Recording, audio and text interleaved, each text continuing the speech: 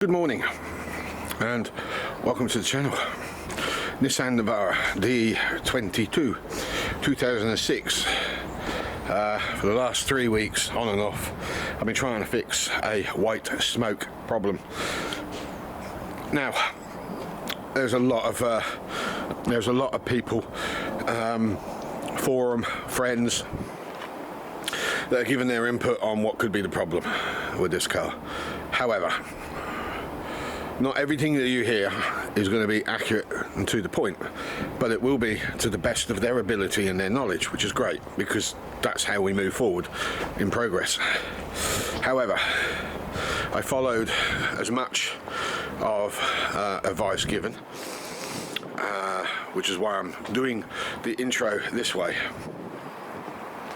Now, if you want to know the problem to the white smoke, and you're not interested in watching the video at all, you just want to know the answer, then I would suggest you scroll right to the end, to the last clip, second to the last clip, and I will give you the problem of what I believe could be the problem, because it is now fixed at this point.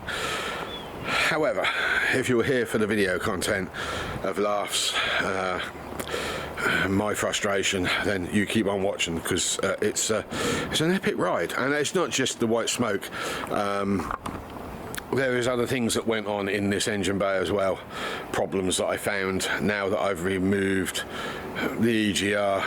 I'm a little concerned my turbo might be over pressurizing the system now, so there's loads of things that's worth watching on this.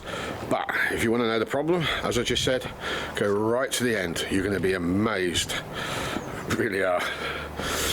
So without further ado, let's move on. Hello, afternoon, evening. It's Tuesday evening. I've been battling with that blasted Nissan since Friday. Problems after problems after problems. I wished I never bought the blooming thing, if you want the truth. However, we can whinge about it and get nowhere fast. Or we can deal with it and possibly still get nowhere fast, but we'll have a go anyway. Well, actually, I have been doing it. I have been trying. And I've learned a lot. I've had to do a lot of Googling, a lot of YouTubing to understand what's going on. Now, what has happened? Quite simple. Rev counter goes up, temperature gauge comes down. What the hell's going on with that? I looked further into that and found on the engine you've got a little temperature sensor, a random one for the clocks. Okay, it's wobbly, not as in loose in the block, but the terminal's wobbly. That's the reason why it's not making very good contact. So I've managed to resolve that temporarily. I haven't bought another one yet, but I'm going to resolve that properly. But I've noticed something else on that damn thing is getting worse. When I first got it, the neutral position switch wasn't working at all. I replaced that and then I broke a load of wires underneath. Not my fault, not my fault. The wires were brittle and they just weren't no good. As soon as I moved one, the whole lot just fell apart of my hand. So I had to take another loom from a scrap car, solder that all in and work as best as I could. So I replaced a lot of that, and we are where we are on that side of it. Everything underneath there is now working. However, what I did notice once that switch was replaced, I noticed that it felt like it was lacking power and it was hunting a little bit at the higher end revs. And then I noticed on a few days after that, that you could be going along and all of a sudden you'd lose power and you'd have white smoke pouring at the back. Ease your foot off the throttle, white smoke would dissipate and the power would pick up again. And this mainly happened when it was cold. Now, you're going to say head gasket.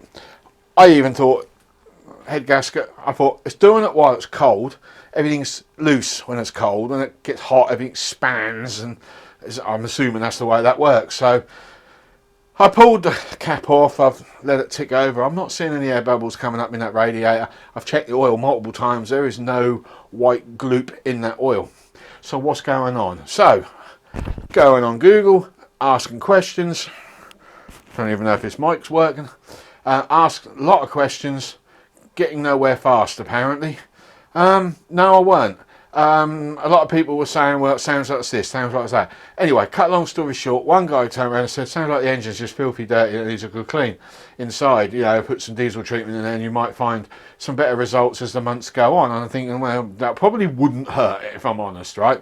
But anyway, I got a friend to plug a computer into it and see if he could come back with some readings. He says, his words were, the lambda sensor on the top half of the catalytic converter is on its way out, and there's a temperature sensor in there somewhere that's also destroyed. Well, of course, I automatically assume that's a temperature sensor for the dash. No, there is another one that the ECU reads. However, I wasn't particularly sold on that because I looked for this lambda sensor.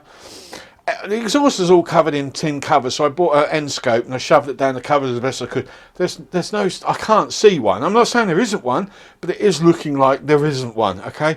There might be a exhaust temperature sensor hidden in there somewhere. That's a small possibility. It's an 06, so it's a slightly later, technology getting a little bit better. There's a possibility, okay, a small possibility, but I can't swear on it. So I'm thinking to myself, well, what else could be going wrong? I know what I'll do. This old EGR thing, I don't know much about them at the time when I said that.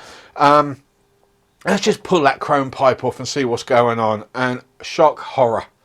Shock horror. I ain't showing you that because that's in the car and I'm in the shed. But tomorrow when I've got some daylight, I'll pull that out and I'll show you. But let me show you. Right, I had to take the manifold off because of what I found. That on its own is an epic fight you wouldn't believe. Anyone who's done one of these, I know what I'm talking about. But this is what I found. Are you ready for this? I believe they call this low sulfur problems. Look at that. Oh my lord. You want to see the intakes on the head. They're equally as bad, if not worse. And the the EG valve as well, and the pipework is horrendous. Huh. I guess this little old engine's a little bit sick. I mean, I assumed one particular cylinder was playing me up, and I will take a guess it was that one because that's the smallest hole out of the whole lot. And then right, check. I have actually scraped some of this away, so it's a bit difficult to imagine what it was like, but I don't know if you can see any of that in there.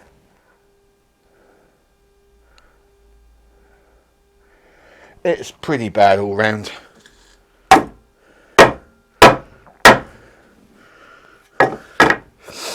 It is pretty bad all round. I've got my work cut out for me because the actual area where the cylinder head is, I mean, look how deep that is. Look at that.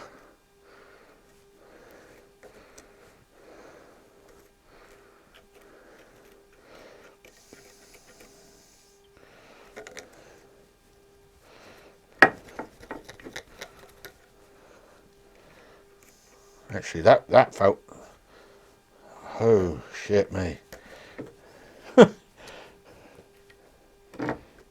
How the hell did this run? That's almost blocked.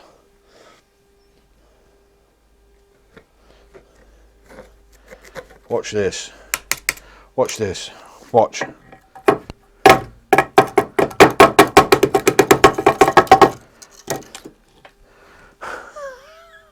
I shouldn't laugh. This is serious. I shouldn't laugh. But what else can I do? What else can I do, guys? I mean, what can I do?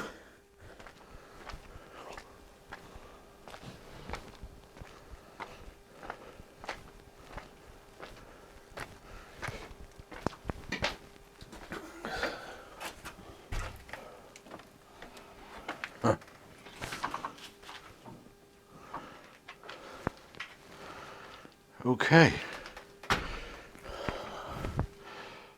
that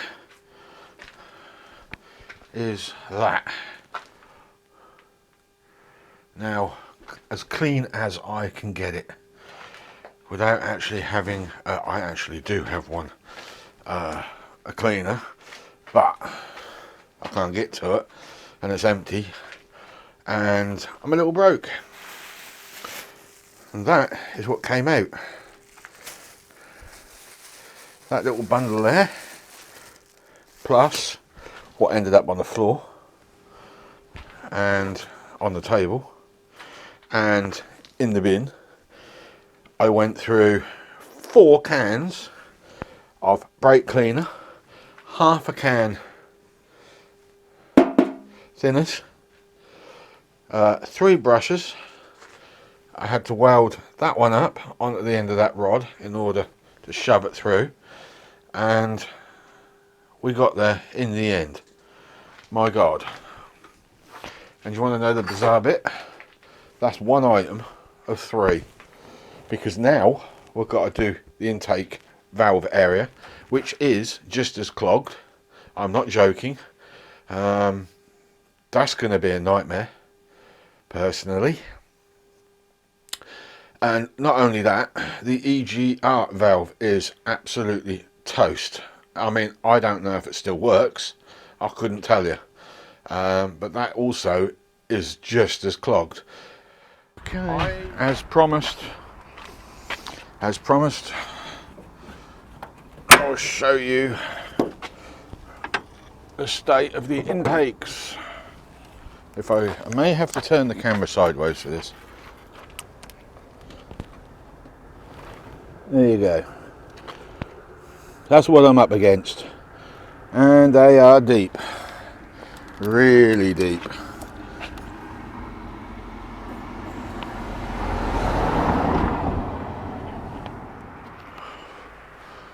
Oh, right. I didn't put a video up Friday. Apologies. I came down with flu. Really bad flu. So much so I had an ambulance out. I tried to get an ambulance out. That's another story for another day, I suppose. That didn't go so well. Couldn't breathe. So a whole week of doing nothing. So we're now I should have uploaded Friday. That's gone. I mean, what are we now? Wednesday today, I think. Tuesday of last week was when I last spoke on the camera. So I've been literally laid up, sick as a bloody pig. The wife had the same thing. She had a flu jab, so she didn't suffer with it as bad as I did. I didn't have a flu jab because I just got fed up with being pricked all the while, and feeling crap for 3 months at one time. So I decided not to, and that was a mistake. So yeah, come down with the flu, really bad. Not after your sympathy. I just trying to explain what has happened in the period of time that I haven't done anything. Now, I did come out here yesterday, but I was still feeling ropey. Right, bear with me. Oh, another one coming. So I've cleaned out as much as I possibly can. I'm going to have to turn the camera sideways for this, I apologise. But I don't know if you can see that. But it's all nice and clean in there now. Well, about as clean as I can get it anyway. So the next thing I've got to do is that sensor there. It's a wobbly terminal. I've got to take that off and see if I can't find a way of refixing that down. And then it's a case of find all the missing bolts that I dropped, which I don't think I'm going to be able to, and then put that manifold back on. As for the EGR elimination, I'm not sure what I'm going to do about that at the moment. Most bizarrest thing is that actually looks quite clean in there, comparing to the pipe work. But yeah, that's weird, because that was really choked up the other day. That's actually quite clean. So I don't know where the oil's coming from. I'm assuming it's coming from the EGR system, to the reason why everything's so oiled up. Other than that, I really don't know where else it could have come from at all. Water pipes. So we've got to clean around where the water pipes go, get rid of all the skank around that. And yeah, just basically put it all back together. I got a code reader, but it ain't reading at the moment, but it could be because I've disconnected everything.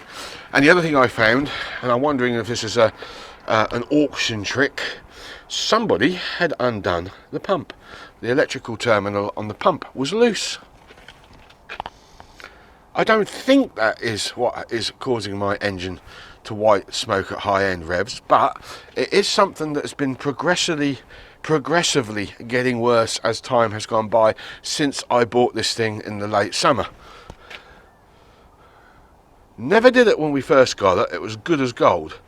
And then about 3 weeks after, after we fixed a few things, that's when we noticed it was starting to play up. It started doing it at cold, going down the road, put new glow plugs in, stopped doing it briefly, and then recently that's got quite aggressive. Now there's a lot of people telling me that it's probably 2 injectors that are shot. Somebody else is saying to me that timing chain might be loose and slack. Somebody's been in it because it's leaking oil badly around that area anyway. It wouldn't be a bad idea to pull that cover. There's an article I need to read, but the EGR is in the way of that at the moment, but there is an article I need to read on that, so I'm debating about it as a later date. And once I have a little bit more understanding of what I'm talking about, I will then look at that problem. Somebody else reckons it might be the flow back on the main pump. The flow back isn't working correctly. You can get under that big plate, but you can't really get into that pump anywhere else. This is the flow back pipe. I mean, I'd have to lift that all off and check all the injectors. He says he might have a blocked pipe that's causing the problem. You can't dismiss it all. So yeah, we've got our catch tank, so we're going to be doing some work on that area later date anyway, once I get some hoses for that. But that's kind of where we're at the moment anyway, guys, so apologies. Oh boy. I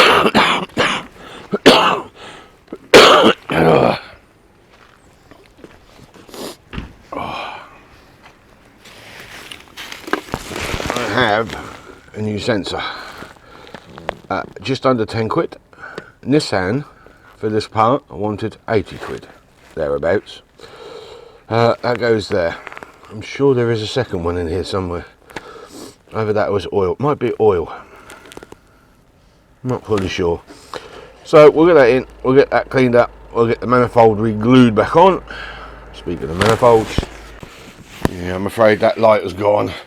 Can't give you any more than that, but there is a very chunky blank plate made. One of 2. I haven't made the other yet. There's the gasket. I'm just debating whether to remove the entire EGR if that is possible, and blank it off on the engine, and then put the EGR up on the shelf up there out of the way, or keep the EGR as is, lose the chrome pipe which is on this tape, there it is there, put that on the shelf, but keep that as you see it, and plug it all back in and see what happens. And I ain't made my mind up yet. I don't even want to disconnect that, if I'm honest with you, but that EGR, you've seen the state of it, that was a nightmare to get off, and I just don't want this aggravation again. If it fails an MOT, I'll just put the pipe back on, clean it all up, put it all on and go back in, and then it'll do everything it needs to do, and then when it come back I'll whip the fucker off again. Excuse the language, but I'm just so fed up of all this stuff, all this modern, unnecessary but necessary I suppose. I ain't getting into the politics of it all, but you know, some of you know where I'm coming from on this. It's just mad. And this car is an old car. People say that if you maintain them, these things can run forever. Yeah, they probably can if they're maintained, but looking at this, 100,000 miles ago it stopped getting maintained. That's my opinion on that. That's why it's in such a poor state. So yeah, we'll reuse the gasket as well, but we're going to use a tool on it to fold it about to try and put the ridge back in, so it becomes almost like a new gasket. You can probably hear my breath. I've been out here too long. Right, well, manifold's in, got the injector pipes back on. I think they're all in the right spot. I ain't 100% on it, but I just got the brace bar to put back in on that. Then the oil filter back on. going to put a new filter on eventually, but not at the moment. As soon as I got that done, I'll get all the rest of the electrical plugs put in. Not sure I'm going to do the turbo just yet, you know, the intercooler and whatnot. I think it's just a question of getting the water system plumbed back in, maybe not filled but plumbed, and then we'll kind of go from there really. But yeah, it's been an epic pain in the butt this. It's not been an easy job, and it's probably going to come to nothing, to be honest, when it comes to the problem that I'm trying to resolve anyway. I still think it's something else somewhere else, but logically thinking about it, mainly from a petrol perspective, engine needs air to breathe, obviously. So the more air you put in, the more fuel you can put in, right? If you put too much fuel in, but you ain't got enough air going through, it's just not going to combust at all, even on a diesel really, because you can't get that compression ratio mix. That's my logic. So to me, cleaning that carbon up is probably the first thing that needs to be done, because it's the most obvious and the one that's slapping you in the face, that needs sorting out. So that's kind of why I did that. So a few more plugs and then we'll race it around the block. I suspect it will do it again. At that point we will take the rocker cover off and we'll see if we can find a way of getting those injectors tested. I'm not actually sure if that's going to be possible at this point in time. Well, I can tell you, it's blooming cold. Anyway, I got most of it.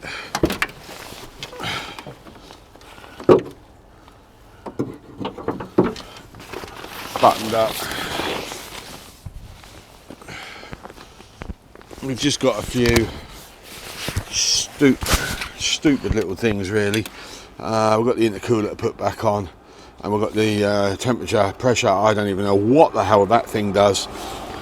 That one has got to go back on, but the battery died on me. I did manage to get it to fire briefly, but I've got to bleed the system through, and I haven't been able to do that on my own because obviously the ignition switch is in there and I need to be on spanners over here, and I don't have anybody to help me with that has a legal driving license. Problem is, it's illegal to put a non-licensed person in the driver's seat of a vehicle without them being insured, as far as I understand. So what I need, and I haven't got, is one of those remote start buttons that you can click. That's what I could do with plugging in down to the starter, onto the battery, click, way it winds when the ignition's turned on, and really go from there.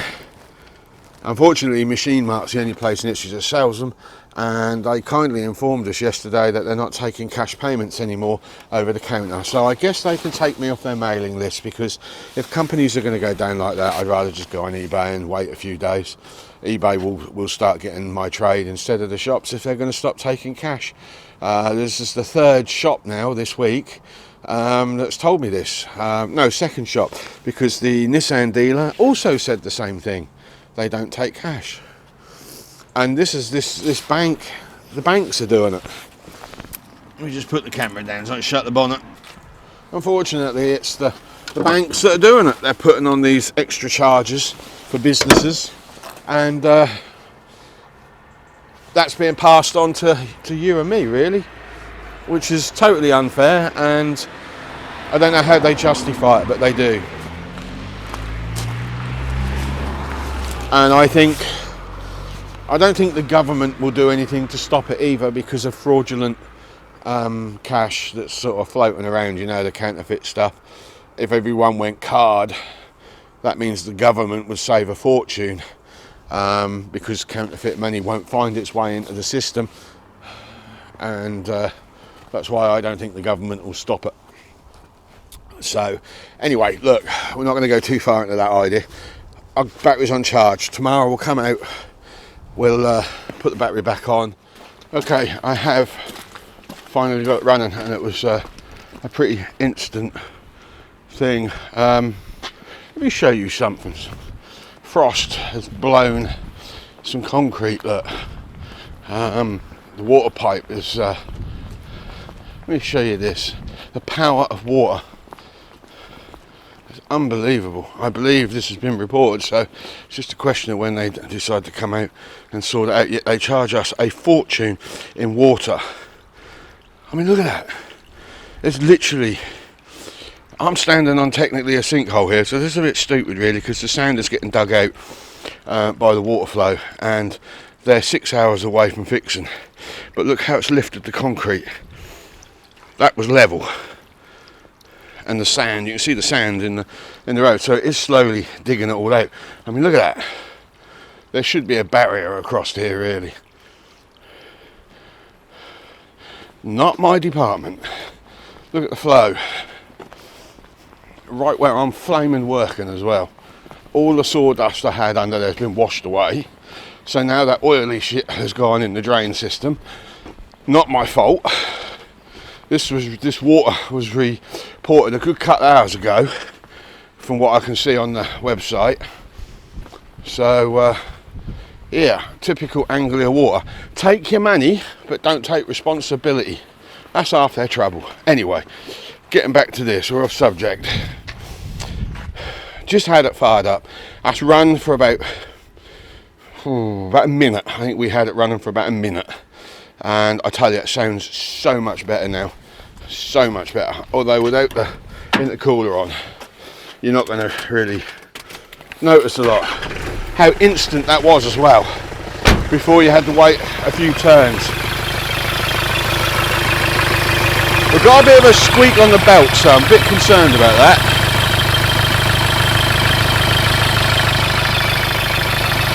But yeah, I'm pleased. So what I've got to do now is lift that rocker cover up. I need to check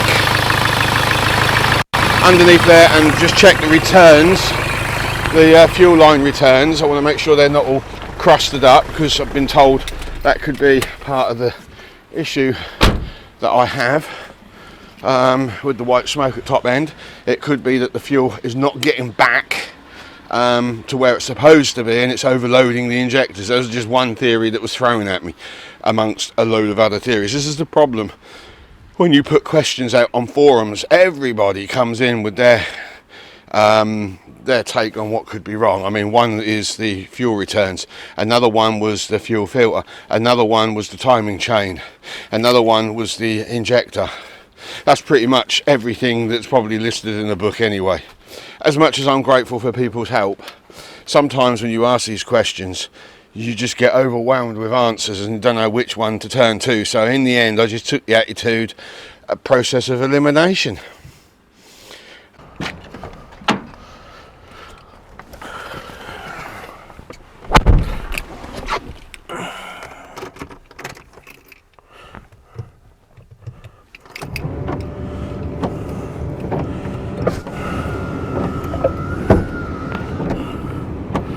Right, well, I have nowhere to put this, so I'm going to lay that down.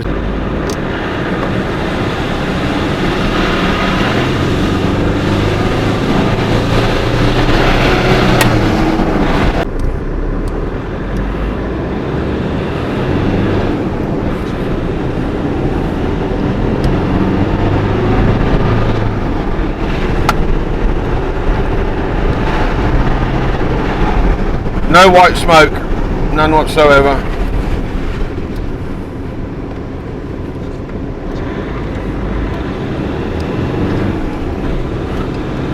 She is fixed, and I'll go into that in a minute. But I need to charge the camera up because it's on red. Well, I seem to have fixed it, but look at the mess. That's just bad. Anyway,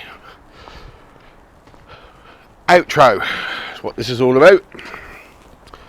The outro, assessing my entire 3-week. Oh, this thing's been ridiculous. It really has. Okay, right. This is now the end of the video, so I'm going to assess everything that's been going on, and that'll take me a while, but just bear with me. The end conclusion is right at the end of this. Starting from the beginning, we were having a white smoke problem. Whenever I put my foot down on the throttle hard, the exhaust would chuck out plumes of white and the engine would die. There was no power there whatsoever. It was almost like too much fuel was getting in and it couldn't burn at all. And it was causing, it was just basically flooding the cylinders. That's the only way I can describe it. Now, a lot of people will sit there and say, that sounds like a head gasket gone. Or a lot of people will say, that sounds like your injectors are over-fueling for some reason, right? So, this was the main problem. So the first thing I did is I took that pipe off here that you see that would normally go there, because everyone said, disconnect the EGR. Didn't like the idea of doing that because that isn't how it's supposed to be, but I thought from previous experience of vehicles, let's remove it anyway. So I removed it. That's when I discovered a very large amount of crap actually in the pipe. So then in the end I took the decision, which I didn't want to do, it was to remove the intake. I finally got the intake off and it was absolutely full. I've got a bag of soot sitting in the house that I've been collecting up, and I'll weigh that in a little while and I'll tell you how much poundage or ounces was actually inside that pipe alone, okay? I also had to clean out the intakes as well because they were all choked up. I couldn't do a proper job because of the angle that everything was going down, but in the end, I lost my rag and I got a knife. I literally cut this stuff out and hoovered it out at the same time. Some of it did end up inside the engine. I'm afraid that's just the way it was. I was already at the point of scrapping this thing. You know, I was having a right attitude with it. Still not entirely sure that what I've done is working, but okay, that's where I was at with that. So, put it all back together, drove it down the road, and it was still white smoking on me. So the next thing I did, the next piece of advice I got was the injectors are over-fueling. Maybe that's the issue, okay? That was one piece of advice. Another piece of advice that was given to me was the timing chain was slack. And at that point there is a tensioner, and maybe the tensioner's playing up and you need to change that. Really good article to read about that on the Nissan forum that I'm on. But I actually dismissed that straight away because a mechanic friend of mine said that is fine. Now, right at the beginning of all of this, we put an ECU reader on, and it came back with a oxygen sensor failure. Okay, but it came back telling me in the manual that it was on the exhaust system and some kind of temperature sensor failure as well, which was also in the exhaust system. Now, I went to Nissan to get some schematics pulled up on this to see what parts go where, and they said to me, I don't understand why you're getting that reading, because we don't have that in the system on your vehicle. Your vehicle is not old, it's not young enough to support that. Okay, so maybe it's the injectors after all. So I cracked each individual injector on the main feed pipe, and I cracked one at a time, revved the shit out of it, and it was still white smoking with one at one time only opened up. So injector one open, rev, white smoke, close, open number two, open number three, open number four, and each time giving it a high rev on each one, but it was still producing white smoke. So, knowing what I know now, the injectors that's the issue. So at this point, I'm driving it down the road again for another test run, pluming out white smoke. I'm getting ready to throw a hammer through all the glass because I'm really getting angry with this now. Because I'm not going to lie, I do not understand all this stuff at all. It's a massive learning curve, it really is. So at this point, I'm thinking, right, well, we know it's not black soot in the intake. We know it's not the injectors. I'm pretty sure it's not the timing chain that's the issue. So what else can it be? Blimey, a head gasket blow. Right, so while the temperature was up, I pulled the cab off. There was no bubbling going on in there. There's no oil in there. There's no water in the oil system. I checked. So it can't be a head gasket. And it's too random. You know, I say random. It's too uniform. It's always at the high end of the revs. Well, maybe then my problem is I've got water in this. I believe there is a water jacket on one of these somewhere, unless I'm looking at the wrong one. No, but there is a bleed off at the bottom, which is quite handy to know. So I'm thinking to myself, well, maybe it's that, but I never checked it, to be honest with you. Never checked it. What I did do after that is I went indoors and I had a good old-fashioned sulk. And then I thought to myself, you know, you need to think this through logically. If the ECU reader is saying it's an oxygen sensor, but there is not one on the intake, and this started when the cold weather started, then what else could it be? It's got to be down to a dodgy sensor somewhere. I've already replaced the ECU water sensor that goes in down the side of here, brand new in there, so I know it isn't that. And then I look down at this. There is an oxygen sensor. So I literally pulled that out, unplugged it, and then I took it for another run down the road. I never got any more white smoke, but I did get an engine that was struggling because it couldn't read, because it wasn't plugged in anymore. It couldn't read anything. So I took the sensor in the house, I sprayed it with some, what do you call it, brake cleaner. But I couldn't get all the dirt off, so then I put a scrub nail brush on it actually, scrubbed it all down in hot water, and then cleaned it, dried it, and I put it back on. Test number 1, straight after, not an ounce of white smoke, no hunting, nothing. Okay. Test number 2, which was 2 hours roughly later, again, no white smoke, no nothing.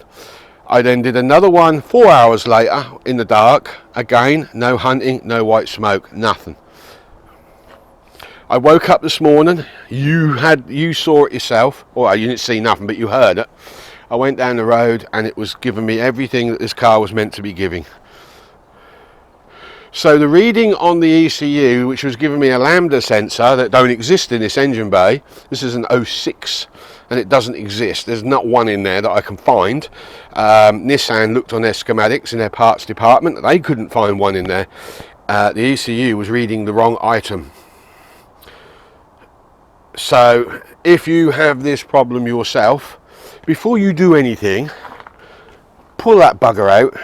It will be full of soot and dirt. Give it a good clean with a nail brush. Don't be afraid to use water, because you know when you're off-roading on these things and water moisture gets in there, all right? Don't be afraid to hit that with water, because it's always going to be sucking in rainwater when you're driving along. Give that a good clean and see if that resolves the problem. You'll save yourself a ton of work if that is the issue. This engine, 2006, doesn't have a lambda sensor, and I don't think it even has a temperature sensor in the exhaust system either, because I don't think it has one of those DPF things in it. But don't quote me on it, because I don't know. You'd need to talk to a dealer and see if you've got a dealer that will give you the information that you require, as I did.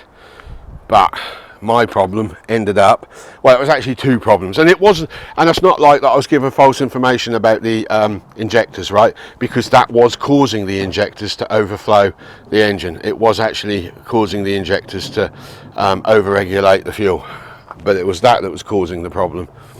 We've now cleaned out the intake system, that's now nice and clean, but we have had a little bit of a problem, and that is it blew the core plug out at the back. There's a core plug, which is an over pressurization core plug, and it blew that bugger out. I've got a hose over there at the moment blanking it off, but all of that's got to come off again. And I've got a water leak as well, which is on that pipe here. I'm actually debating about removing that pipe, and once I get access to all that area, I'm thinking about screwing a thread in the side of the block and putting in a fitting, and then just running a straight hose straight round and in, because I just don't see the point of any of that whatsoever. And the dipstick holder, I forgot to bolt that back on, which is sitting there loose, so that's another problem I got. So this is the end of this here video. I would like to say thank you for being patient. It's been 3 weeks, and one of those weeks I was fully flared up with flu and feeling quite rubbish, if I'm honest, and we got there in the end. So there you go. Now I'm going to go to a scrapyard when I fix this and see how many components that I can find for one of these vehicles, because this thing is super expensive for parts. That sensor over there is the best part of 60 quid. Very expensive. So the conclusion of everything that's been going on is take everything with a pinch of salt and go through it bit by bit until you get to the real problem.